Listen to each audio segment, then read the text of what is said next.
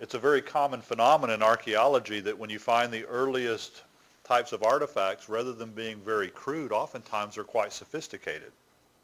And so the trend, you'd think in an evolutionary trend, in terms of the quality, you'd expect to see something like this, right? A gradual increase in quality. But what you often find in artifacts is something like this. That the earliest artifacts are quite advanced, and then they drop off and become primitive, and then they develop.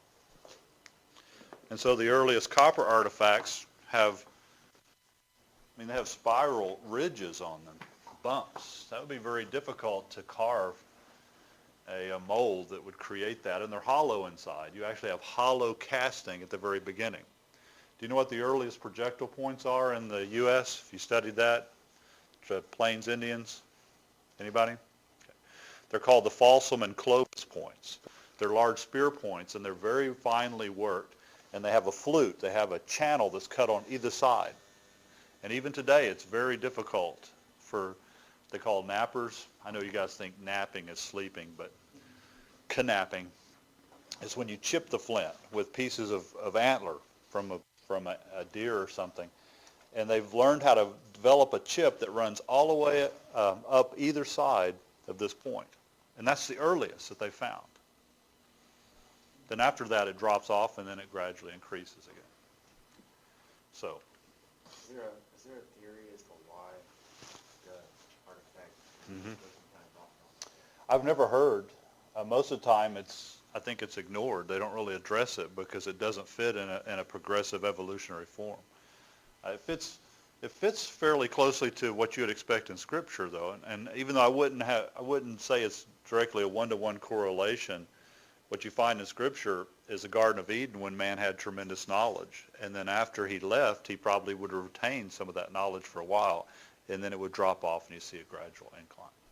So it fits, like I said, you can't really, we don't have the dating to be able to show how it relates, but just in a general trend, it would fit a biblical narrative. Actually, it fits an ancient narrative. Also, when you go back and you look at ancient myths, almost all of them have the same structure as the Bible in that there's some kind of golden age to begin with, and then everything is declining from that point on.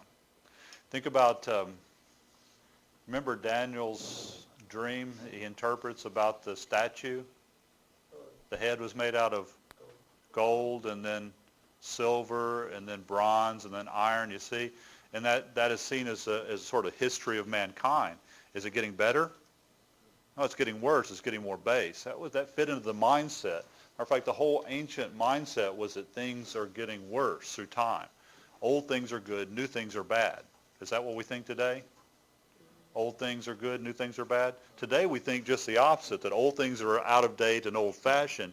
The new things will be good. We're moving toward a better age. But we can't think in those terms when you read ancient texts because their view of time was completely reversed from that.